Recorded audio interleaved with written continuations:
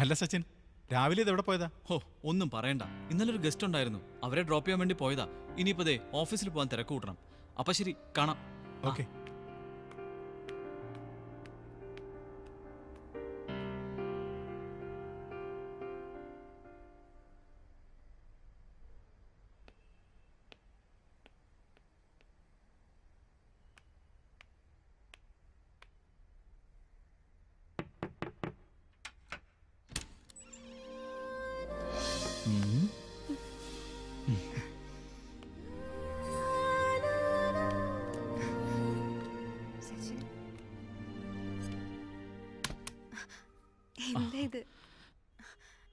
മനസ്സിലായില്ലേ?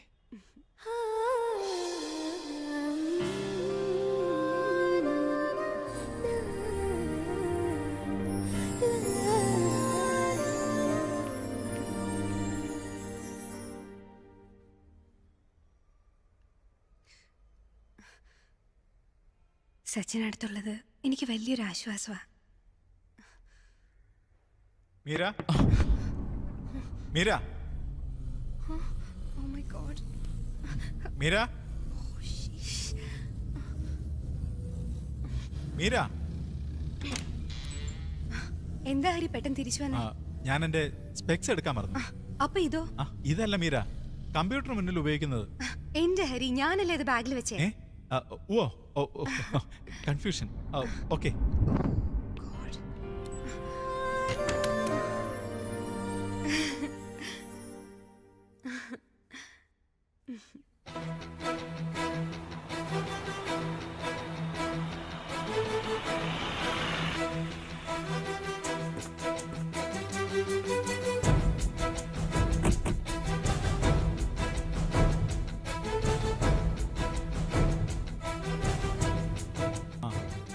വരുന്നുണ്ട്. ഇവരെന്തിനാടാ പെട്ടെന്ന് എന്നെ കാണണമെന്ന് പറഞ്ഞത്? ഞാൻ സൂചിപ്പിച്ചിരുന്നല്ലേ, ശിവൻജിക്ക് നിന്നോടെന്തോ ചോദിച്ചറിയാനുണ്ടെന്ന്. Hi Sagar. Hello, meet Hari. Hello. Hello. I know you are a very busy man. എങ്കിലും ചില കാര്യങ്ങൾ അറിയാനുണ്ടായിരുന്നു, അതാ ഒന്ന് കാണണമെന്ന് പറഞ്ഞത്. സാഗറിനോട് ഞങ്ങൾക്ക് ശരിക്കും നന്ദിയുണ്ട്. ഇല്ലെങ്കിൽ കഴമ്പുള്ളൊരു കേസ് വിട്ടുകളഞ്ഞതിനെ പറ്റി ഓർത്ത് നാളെ വിഷമിക്കേണ്ടി വന്നേനെ. അത് അവരെ നിൽക്കട്ടും മനോഹര. നമുക്ക് വിഷയത്തിലേക്ക് വരാം. ഹരിയുടെ വൈഫ് ഹിമയുടെയും സജനയുടെയും കൂട്ടുകാരിയായിരുന്നല്ലേ? അതെ, അവർ മൂന്നുപേരും ഒരുമിച്ചായിരുന്നു മോഡലിംഗിലും ഡിസൈനിങ്ങിലും വർക്ക് ചെയ്തിരുന്നത്. വൈഫിന്റെ കൂട്ടുകാരികളുടെ പ്രോബ്ലംസും ശ്രദ്ധയോടെ കൈകാര്യം ചെയ്യുന്ന ആളാ ഹരിയല്ലേ? മനസ്സിലായില്ല. മനസ്സിലാക്കാം. അന്ന് പർപ്പിൾ ലാഞ്ചിൽ നടന്ന പാർട്ടിയിൽ ഹരിയും ഹിമയും മാത്രം പങ്കെടുത്തില്ല. അന്ന് എന്തായിരുന്നു ഹരിയുടെ പരിപാടി? അന്ന് ഞങ്ങളുടെ സിഇഒ അപ്രതീക്ഷിതമായി ഓഫീസിലെത്തി. ഡെഡ് ലൈൻ കൊടുത്തൊരു പ്രോജക്റ്റ് പൂർത്തിയാക്കിയില്ലെങ്കിൽ അത് ഞങ്ങളുടെ കമ്പനിയെ ബാധിക്കുമായിരുന്നു. അതുകൊണ്ടന്ന് ഡ്യൂട്ടി കണ്ടിന്യൂ ചെയ്യേണ്ടി വന്നു. ഓക്കെ, ജോലിയിൽ 100% കമ്മിറ്റഡ് ആണ് ഹരിയെന്ന് അറിയാം. പക്ഷേ ഈ പറയുന്ന ദിവസം നിങ്ങളുടെ സിഇഒ ദിലീപ് സുന്ദരം ഓഫീസിൽ എത്തിയിട്ടില്ല. എന്താണ്, തെളിവ് വേണോ? അത് ശരിയാണ്. അന്ന് അദ്ദേഹം വന്നത് ഓഫീസിലേക്കല്ല, സമ്മർ സ്റ്റാൻഡ് ഹോട്ടലിലേക്കാണ്. സാറിന് തിരക്ക് മാത്രമല്ല, ആവശ്യത്തിന് മറവിയുണ്ടെന്ന് തോന്നുന്നു. ശരി, പാർട്ടി നടന്ന ദിവസം എപ്പോഴെങ്കിലും ഹരിയെ ഹിമയെ വിളിച്ചിരുന്നോ? യെസ്, പ്രോഗ്രാം തുടങ്ങും മുമ്പ് വിളിച്ചിരുന്നു.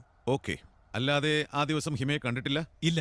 പക്ഷേ നഗരത്തിലെ ഇൻഡസ്ട്രിയൽ ഫോട്ടോഗ്രാഫറായ അനിൽകുമാർ ഞങ്ങൾക്ക് തന്ന മൊഴി, അന്നേ ദിവസം ഹിമയെയും ഹരിയെയും സമ്മർ സാൻഡ് ഹോട്ടലിൽ വച്ച് കണ്ടു എന്നാണ്. ഹരിക്കതിന് മറുപടിയില്ലേ? അത് ഞാൻ പറയാം sir. Hello, may I come in? ഇരിക്കെ. താൻ എന്ത് പണിയാ ഹിമയെ കാണിച്ചത്? വരികയാണെങ്കിൽ എന്നെ വിളിച്ചിട്ട് വരണമെന്ന് ഞാൻ പറഞ്ഞിട്ടുള്ളതല്ലേ? അതവിടെ നിക്കട്ടെ, ഹരി പാർട്ടിക്ക് വരില്ലേ? സിഇഒ വന്നിട്ടുണ്ട്, ഒരു അടിയന്തര മീറ്റിംഗ് വിളിച്ചിട്ടുണ്ട്. ആട്ടെ, അദ്ദേഹത്തിനോട് വാങ്ങിയ കാശിന്റെ കാര്യം നീ മറന്നോ?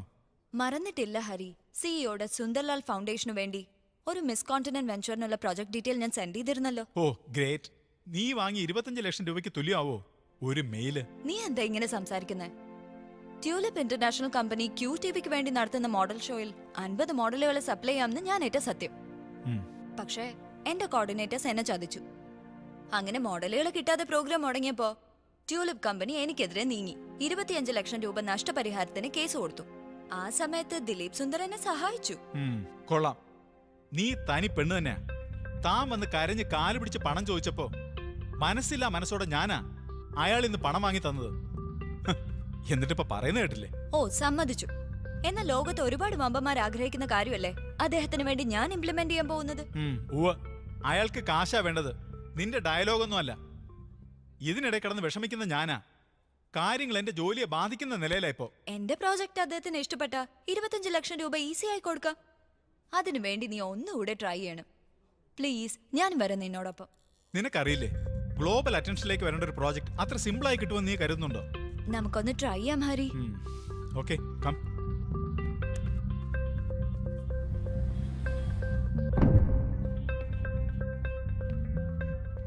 ഹിമ, ഐ അപ്രീഷിയേറ്റ് യുവർ സ്മാർട്ട്നെസ്, പക്ഷെ അത് ഓവറാകരുത്. മിസ് കോണ്ടിനെന്റ് എന്ന് പറഞ്ഞൊരു മെയിൽ അയച്ചാൽ പോരാ. I need the details. ഹിമയ്ക്ക് 25 ലക്ഷം രൂപ തന്ന് സഹായിച്ചത് ഹരിയുടെ ഒറ്റ നിർബന്ധം കൊണ്ടായിരുന്നു. പക്ഷെ ഒരുപാട് അവധികൾ കഴിഞ്ഞു. ഇനി ഈ പ്രോജക്റ്റ് നിന്നെ ഏൽപ്പിക്കുന്ന കാര്യം തൽക്കാലം എനിക്കൊന്നുകൂടി ആലോചിക്കേണ്ടതുണ്ട്. സാർ ഉദ്ദേശിക്കുന്നത്? Okay, we will catch up later. Now you may go. Yes, I understand, sir. Hari ഇരിക്കൂ. ആ, ഓക്കെ സാർ.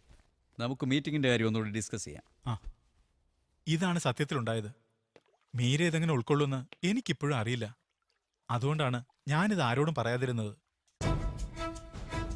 ഹരി, പറഞ്ഞ കഥകളൊക്കെ ഓർത്ത് വെച്ചേക്ക്. തൽക്കാലം ഞങ്ങൾ ഇറങ്ങുന്നു. ഇനി കാണുമ്പോഴും ഇതേ കഥകൾ തന്നെ മറക്കാതെ പറയണം. ഉം. ഹരി പറഞ്ഞത് സാറ് വിശ്വസിക്കുന്നുണ്ടോ? The trick is a tough nut to crack. But വേറെ വഴിയില്ല, നമ്പിതാവണോ? ഈ ദിലീപ് സുന്ദരത്തിന് അങ്ങനെ ക്ലീൻ ഇമേജ് കൊടുക്കാൻ പറ്റുമോ സാർ? ആര് പറഞ്ഞു ക്ലീൻ ഷീറ്റ് കൊടുക്കണമെന്ന്? ബട്ട് മൈ ഡൗട്ട് ഈസ്, ഈ പണം നൽകിയ ആൾ തന്നെ ഒരു കിഡ്നാപ്പിംഗ് ശ്രമം നടത്തുമോ എന്നാണ്. അല്ല, തങ്ങൾ കുറ്റവാളികളല്ലെന്ന് പറയാനുള്ള ധൃതി കാണുമ്പോൾ എന്തോ ഒരു പന്തികേട്. നമുക്ക് നോക്കാം.